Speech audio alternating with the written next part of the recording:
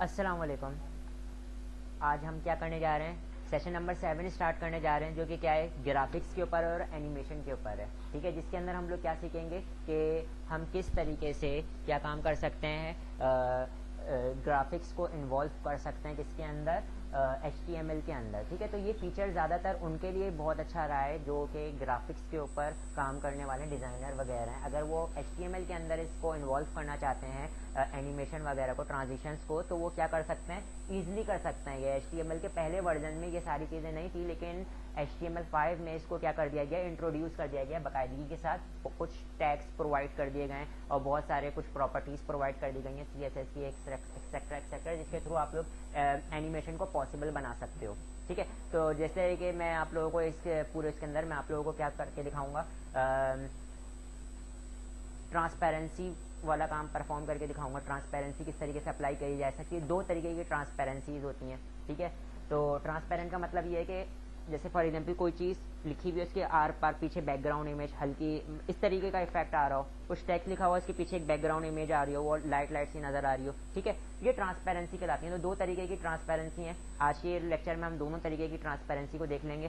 Second, इस lecture को मैं आज पूरा कंटिन्यू नहीं कर पाऊंगा, ठीक है, क्योंकि due to the shortage of a time, लेकिन इंशाल्लाह हम नेक्स्ट क्लास में इसके ऊपर जो है पूरा ट्रांजिशन और एनिमेशन को परफॉर्म करेंगे। मैं एनिमेशन की कुछ प्रॉपर्टीज़ हैं, आपने वो कुछ प्रॉपर्टीज़ को जान लेनी है, जिसकी मदद से आप लोग क्या काम कर रहे होगे, एनिमेशन कर रहे होगे। एनिमेशन में मैं जो बुक के अंदर एग्जाम्पल है वो तो करवाऊंगा, इसके अलावा मैं एनिमेशन के अंदर एनिमेशन को यूज़ करते हैं मैं आपको स्लाइडर करवाऊंगा, जो स्लाइडर चल रहा होता है आपका। ठीक है, तो इसके ये करवा दूंगा। ठीक है, तो हमारे पास यहाँ पे ये चैप्टर फिर कहीं जाके कंप्लीट होगा। ठीक, तो स्टार्ट करते हैं। इसके अंदर कुछ थ्योरी सेशन है, थोड़ा सा थ्योरी सेशन देख लेते हैं। फिर आज का जो हमारा टारगेट है वो क्या है कि हम ट्रांसपेरेंसीज को देख रहे होंगे। ठीक है, तो वो ट्रांसपेरेंसी बता देता हूँ। ठीक है, पहले वो कुछ थ्योरी सेशन कुछ यूँ ही है जो मैंने अभी आप तक आपको बताया। ठीक है, अच्छा, होता ये है कि अगर मैं बात करूँ कि इमेजेस की आपको पता है कि साइज आपको, अगर मैंने कोई इमेज यूज़ करनी है तो वो बहुत ज़्यादा जो है वो उसमें होती है, हाई डेफिनेशन में मौजूद होती है। कुछ इमेजेस नॉर्मल होती हैं। ठीक है, दोनों हर इमेजेस की साइजेस में फ़र्क होता है। हर इमेजेस की साइजेस में फ़र्क होता है कि नहीं। कुछ कितने MB की होगी, कोई कितने MB की होगी, कोई कितने MB की होगी, ऐसा ही है। ये क्यों होता है, ये किस लिए होता है? होता है ये है कि हम इमेजेस को क्या कर रहे होते हैं, कंप्रेस कर रहे होते हैं by using some algorithm, by using some technique और सॉफ्टवेयर एक्सेट्रा एक्सेट्रा। जो जो हम फाइल को रिड्यूस कर रहे होते हैं, दो तरीके की कंप्रेशंस कहलाती हैं। वो एक लॉसलेस कंप्रेशन होती है और एक लॉसी कंप्रेशन होती है, जिसकी मदद से हम कोई भी इमेजेस को क्या कर रहे होते हैं, कंप्रेस कर रहे होते हैं। कंप्रेस करने में होता ये कि हम उसकी फाइल साइज को रिड्यूस कर देते हैं ताकि मैं अपना स्पेस बचा सकूं। फाइल साइज को रिड्यूस कर देते हैं। ठीक है, और दोनों किस तरीके का कंप्रेस करके दे रही होती हैं, ठीक है, वो मैं जिक्र करता हूँ आप लोगों के सामने। फाइल साइज देखो, होता ये है कि जब वो कंप्रेस हो जाती है ना, तो वो उसका रिड्यूस हो जाता है। क्या रिड्यूस हो जाता है उसका, उसके फाइल जैसे 20 MB की है, वो क्या हो जाएगी, 5 MB की हो जाएगी। एक मिसाल के तौर पे बोल रहा हूँ, 1 MB की हो जाएगी। उसका फाइल साइज रिड्यूस हो गया। अच्छा, फाइल साइज कब बढ़ता है, देखें, एक इमेज है अगर बहुत ज़्यादा हाई डेफिनेशन लेके जाना तो छोटे छोटे अगर इसको मैं जूम करूँ तो फटने लग जाती है। अगर इसमें मैं पिक्सल्स भरते चला जाऊँ, उसी कलर से पिक्सल्स भरता चला जाऊँ, पिक्सल्स भरता चला जाऊँ, होगा क्या कि वो एकदम क्लियर एक इमेज बन जाएगी। ऐसा ही है पिक्सल्स का काम, उसके अंदर जो छोटे छोटे पॉइंट्स होते हैं ना पिक्सल्स, उसका काम हाल होता है। उसको हम लोग रिड्यूस करते चले जाते हैं। जब हम उसको रिड्यूस करते चले जाते हैं तो होता है ये कि फाइल साइज कम हो जाता है। ठीक है, लेकिन होता यह कि उससे हम फाइल साइज जब रिड्यूस होता है तो उससे हमारी क्वालिटी पे भी फ़र्क पड़ता है। क्वालिटी पे भी फ़र्क पड़ता है। ठीक है, तो जो हमारे पास लॉसलेस कंप्रेशन होती है, जो पहली वाली लिखी हुई है, इस कंप्रेशन को ये हमारे पास क्या काम कर रही होती है, हमारे पास फाइल को क्या कर रही होती है, रिड्यूस तो कर रही होती है फाइल साइज को, लेकिन उसका कोई ओरिजिनल अपने पास कोई बैकअप संभाल के नहीं रखती। उसको सबको रिड्यूस वो क्या कर देती है, इसको ख़त्म कर देती है। ठीक है, और इस फाइल साइज में जो कंप्रेस हुई भी हमारे पास फाइलें होती हैं, वो कौन कौन सी फाइलें होती हैं, यहाँ पे आप लोगों को नज़र आएंगी। कौन सी, JPEG हो गई, देखें इधर, सॉरी PNG हो गई, ठीक है, जो गिफ हो गई, ये सारी हमारे पास क्या होती हैं, ये हमारे पास लॉसलेस के अंदर कंप्रेस हुई भी फाइलें होती हैं। ठीक है, एक कंप्रेशन है। फॉर एग्जांपल फाइल को अगर मैं पीछे से बैकग्राउंड इमेज हटा दूं, ये सारे काम कर दूं, तो वो क्या हो जाएगी, मजीद वो क्या हो जाएगी, कंप्रेस हो गई ना, इसका फाइल साइज रिड्यूस हो जाएगा। ठीक है, ये सारी चीज़ें। ठीक है, फिर दूसरी वाली जो होती है, जो कंप्रेशन होती है, कहाँ लिखे हुए, लूजली टाइप, लूजली कंप्रेशन, ये क्या काम कर रही होती है, देखो क्या लिखा हुआ है, एल्गोरिथम है ये क्या करती है, ओरिजिनल को क्या करती है, अनकम्प्रेस करती है, और सॉरी ये ओरिजिनल चीज़ को क्या कर देती है, कंप्रेस करके तो रख देती है, लेकिन जो इमेज को तो मेरी कंप्रेस कर देती है, लेकिन उसका ओरिजिनल एक कॉपी को भी अपने पास संभाल के रखती है। ठीक है, ये एल्गोरिथम का बिहेवियर है। ठीक है, और इसके अंदर कंप्रेस हुई भी जो फाइलें होती हैं वो कौन कौन सी होती हैं, जेपैक हो गया, ठीक है, या इसके बाद हमारे पास क्या हो गया, जेपीजी हो गया, ये सारी चीज़ें हमारे पास क्या होती हैं, इस कंप्रेशन का हिस्सा होती हैं। ये जाहिर सी बात है, अभी आप थोड़ी देर बाद ही भूल जाओगे ये बातें तो ये, ठीक है, लेकिन हाँ, इसके अंदर पढ़ने की ज़रूरत नहीं है ना, तो हम इसको कंप्रेस करके देख रहे होंगे, बस पता होना चाहिए कि भाई देखें इधर फाइल का जो फाइल साइज़ की बिहाफ पर उसका जो है वो क्या होती है, उसकी एक्सटेंशन भी डिपेंड कर रही है, इसकी कंप्रेशन के अकॉर्डिंग उसकी वो जो एक्सटेंशन है ना वो डिपेंड कर रही होती है, वो किधर से कंप्रेस हुई है, कौन सी टेक्निक से कंप्रेस हुई है, उसके लिहाज से उसकी जो एक्सटेंशन है वो बिलोंग कर रही होती है। ठीक है जी, बस ये बात याद रखो। ठीक है, अब आगे बढ़ते हैं, और आगे बढ़ने के बाद मैं काम आप लोगों को क्या काम करने जा रहा हूँ, ट्रांसपेरेंसी के ऊपर काम करने बताने जा रहा हूँ। क्या है ट्रांसपेरेंसी, मैंने आपका आज का टारगेट बताया था ना, हम लोग ट्रांसपेरेंसी का काम कर रहे होंगे। ट्रांसपेरेंसी बेसिकली क्या है, देखें इधर आपको एक टेक्स्ट लिखा हुआ नजर आ रहा होगा और एक डिव बनी हुई नजर आ रही होगी। पहली वाली डिव क्या आती है, जो देखो दो बॉक्सेस नजर आ रहे हैं, पहला बॉक्स क्या है कि उसके पीछे जो भी लिखा हुआ है वो जो है वो उस बॉक्स के पीछे जो भी लिखा हुआ है वो नज़र नहीं आ रहा, लेकिन जब मैंने उसके ऊपर ट्रांसपेरेंसी अप्लाई कर दी तो आपको पीछे से जो चीज़ें हैं वो नज़र आ रही हैं, शेडेड फॉर्म में नज़र आ रही हैं। ट्रांसपेरेंसी में यही मतलब होता है ना। फॉर एग्जांपल अगर मैं बात करूं कि वो जाली, हाँ बिल्कुल, जैसे शीशा है ट्रांसपेरेंट है, पीछे की चीज़ें नज़र आना, ठीक है, तो ये हमारे पास ट्रांसपेरेंसी होती है। तो ये हमारे पास एक अच्छा इफेक्ट दे सकती है हमारे लेआउट के अंदर। सही है, तो हम इसको अप्लाई कैसे करेंगे, दो तरीक़ेकार हैं, दोनों तरीक़ेकार को मैं डिस्कस कर लेता हूँ। ठीक है, मैं एक काम ये करने जा रहा हूँ, एक नया पेज बनाता हूँ, और एक नया पेज बनाने के बाद दोनों तरीक़ेकार उसके ऊपर बिल्कुल सारा काम हटा देंगे, बिल्कुल नए सिरे से काम करेंगे। मैं डिव बनाऊंगा, डिव के ऊपर अप्लाई करके दिखाऊंगा बैकग्राउंड कलर और ये सारी चीज़ें। ठीक है, पहला तरीक़ेकार क्या करेगा, दूसरा तरीक़ेकार क्या करेगा, यहाँ पे मैं आके आपको बता देता हूँ। पहला तरीक़ेकार, सबसे पहले मैं एक नया पेज ले लेता हूँ, यहाँ पे इंडेक्स का पेज मौजूद है ना, मैं एक नया पेज लेता हूँ और उस पेज का नाम मैं क्या रख रहा हूँ,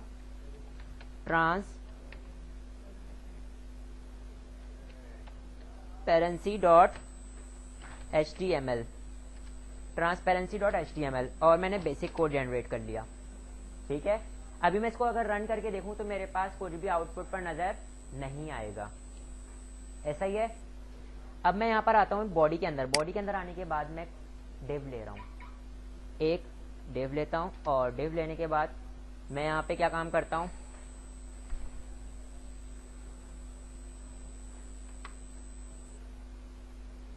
देखें इसके लिए मैं इंटरनल स्टाइलिंग कर रहा हूँ। इंटरनल स्टाइलिंग के लिए हम लोग क्या यूज़ करते हैं, स्टाइल का टैग यूज़ करते हैं। मैं यहाँ पे क्या करता हूँ, डिव के ऊपर आपने क्या करना है, बैकग्राउंड कलर क्या असाइन कर देना है, ब्लू। ठीक है, और इसके साथ साथ आपने क्या काम करना है, और उसके साथ साथ आपने उसकी विड्थ देनी है, कितनी, फॉर एग्जाम्पल 500 पिक्सल्स में देना चाह रहा हूँ, और हाइट कितनी देना चाह रहा हूँ मैं, फॉर एग्जाम्पल 200 पिक्सल्स या 150 पिक्सल्स। तो आउटपुट में अगर मैंने रन ही नहीं किया इसको, तो पहले मैं यहाँ पर आता हूँ फोल्डर में, और फोल्डर में आने के बाद कहाँ है, इसको रन कर देता हूँ। ये देखें आप, नज़र आ रहा है इसको। अगर मैं इसके अंदर एक H1 ले लेता हूँ,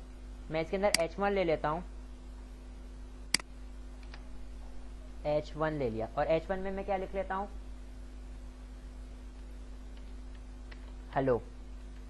तो ये अभी मेरे पास डार्क डार्क नज़र आ रहा होगा, ऐसा ही है, सही है।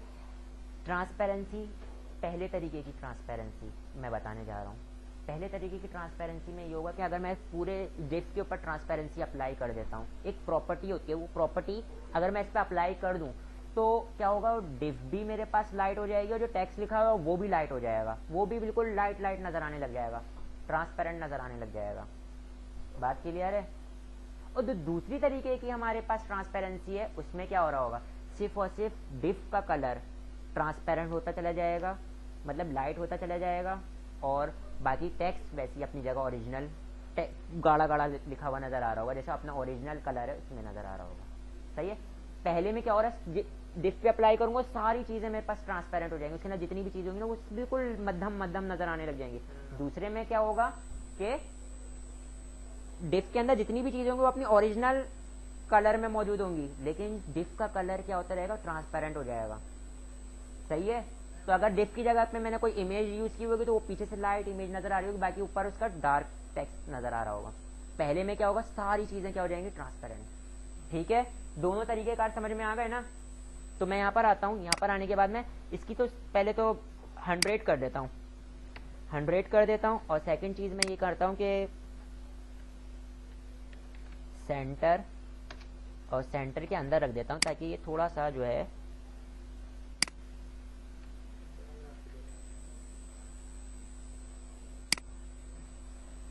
सही है।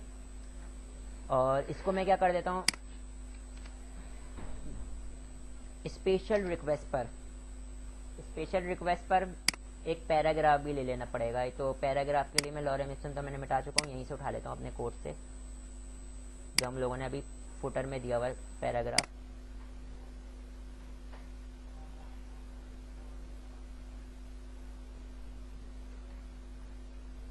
और यहाँ पर आने के बाद मैं क्या कर देता हूँ, उसको पेस्ट कर देता हूँ, सेव किया, और यहाँ पे अब आप देख सकते हैं पैराग्राफ लिखा हुआ नज़र आ रहा है। इसको मैं कम कर लेता हूँ पैराग्राफ को, मैं इसका हाइट वाइट नहीं सेट कर रहा।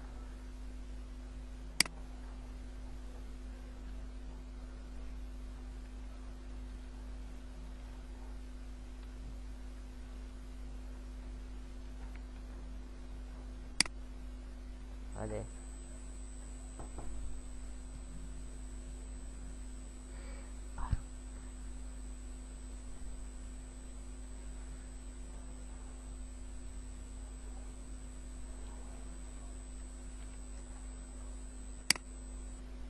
सही है, ठीक है। अब मैंने इसके ऊपर अप्लाई करनी है, और वो प्रॉपर्टी का नाम क्या है, ओपेसिटी, ठीक है।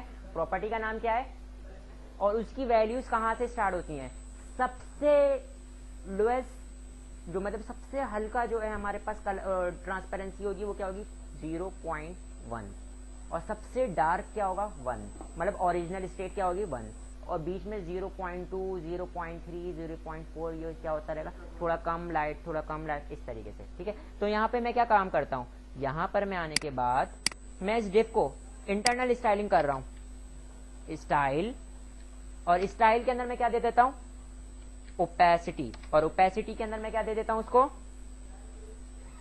0.3।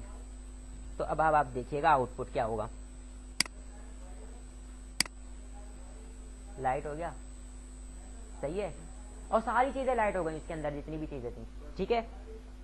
इसी तरीके से मैं इस पूरी की पूरी डिफ को क्या करता हूँ, कॉपी करता हूँ, और यहाँ पे BR का टैग, और यहाँ पर आने के बाद पेस्ट करता हूँ, लेकिन ओपेसिटी की वैल्यू मैं क्या कर देता हूँ, बढ़ा देता हूँ, तो थोड़ा डार्क हो जाएगा। ओपेसिटी क्या कर देता हूँ, 6 कर देता हूँ, और यहाँ पर आने के बाद यहाँ पे पेस्ट करता हूँ, ओपेसिटी की वैल्यू BR दिया, और BR देने के बाद में यहाँ पे ओपेसिटी की वैल्यू क्या कर दिया मैंने, 9 कर दिया। तो अब आप फर्क देख सकते हैं, देखो सबसे कम क्या थी, 0.1, तो 0.3 थोड़ा लाइट नजर आ रही है, सही है, ट्रांसपेरेंसी आ रही है, ठीक है, और पूरे के पूरे सब पर ट्रांसपेरेंसी अप्लाई हो रही है। और अगर मैं यहाँ पे 1 दे देता हूँ, यहाँ पे मैं क्या करता हूँ, कॉपी किया, और कॉपी करने के बाद यहाँ पे मैंने पेस्ट कर दिया, और ओपेसिटी की वैल्यू क्या दे दी मैंने इसको, ओरिजिनल स्टेट में आ जाएगी, ओरिजिनल स्टेट में आ गई, ठीक है भाई।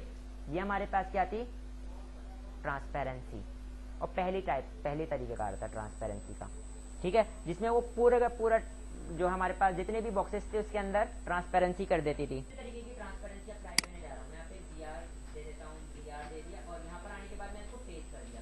अब मैं यहाँ पे ओपेसिटी यूज नहीं कर रहा, मैं यहाँ पे ओपेसिटी यूज नहीं कर रहा, ठीक है। दूसरा तरीकेकार क्या है, यहाँ पे हम लोग एक प्रॉपर्टी है, सही है, और उस प्रॉपर्टी का नाम क्या है, बैकग्राउंड कलर। बैकग्राउंड जी क्या कह रहे हैं, कुछ कह रहे हो? मैं यहाँ पे बैकग्राउंड कलर देता हूँ, बैकग्राउंड कलर, और बैकग्राउंड कलर मैं इसको यहाँ से असाइन नहीं करूंगा, बल्कि मैं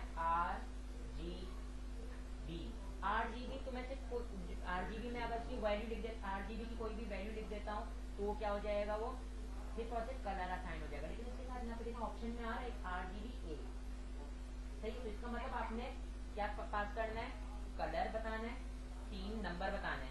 देखो उसमें नंबरिंग में पास करते थे ना, पहला दूसरा तीसरा। तो चौथी चीज क्या आ रही है, ए।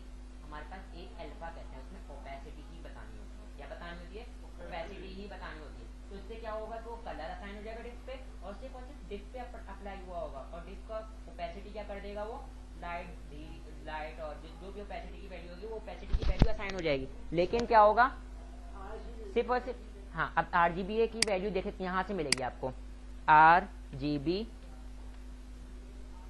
RGB कलर, ठीक है। तो RGB कलर आपको यहाँ से मिल जाएंगे। कलर कोड मैं यहाँ से ऑफिशियल वेबसाइट से उठा लेता हूँ। फॉर एग्जांपल मेरे को क्या कलर देना है, मुझे यहाँ से पर्पल के अंदर देना है, तो यहाँ से मेरे पास RGB को ये नजर आ रहा है, RGB कलर, ठीक है। तीनों का हमने उठाना है, तो मैं यहाँ से उठा लेता हूँ 134, या ये उठा लेता है ना 163, 45 और 192। अगर आपको यहाँ से मसला हो रहा है कि लिखना पड़ेगा, तो यहाँ पर आओ, ये देखें,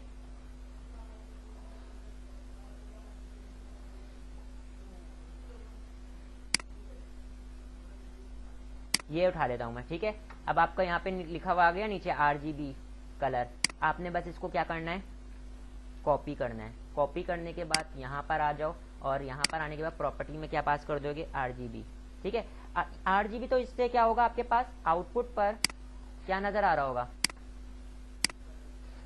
डायरेक्ट कलर नजर आ रहा होगा। लेकिन आपने इसमें ओपेसिटी वाली चीज देनी है, तो यहाँ पे मैं क्या करूंगा, RGB A कर दूंगा, और यहाँ पे कॉमा पास करके ओपेसिटी की वैल्यू पास कर दूंगा। ओपेसिटी की वैल्यू मैं क्या रख रहा हूँ, 0.3, ठीक है। तो देखना पीछे का बिहेवियर क्या हो जाएगा, पीछे का बिहेवियर लाइट हो गया लेकिन टेक्स्ट डार्क है, ठीक है। तो ये दूसरे तरीके की हमारे पास ओपेसिटी थी, और दूसरे तरीके की ट्रांसपेरेंसी थी। हाँ देखें, एक मैंने पूरे का पूरा होल पे अप्लाई किया, और एक मैंने क्या किया, RGB A के थ्रू अप्लाई किया। A यहाँ पे क्या है, अल्फा है, ठीक है, अल्फा कहते हैं उसको। अब इसी तरीके से मैं यहाँ पे इसको क्या कर रहा हूं, कॉपी किया। कॉपी करने के बाद मैंने पेस्ट किया, और यहाँ पे पेस्ट किया, और यहाँ पे पेस्ट किया। अब देखें इधर RGB का मैंने क्या दिया था, 3, मैं यहाँ पे इसको क्या दे देता हूँ, 6, और यहाँ पे इसको क्या दे देता हूँ, 9, और आखिरी वाले को नहीं दिया, सॉरी, इसको मैंने क्या दे दिया, 6, इसको मैंने दे दिया 9, और इसको मैंने क्या दे दिया, 1। तो 1 वाला अपने ओरिजिनल स्टेट में रहेगा।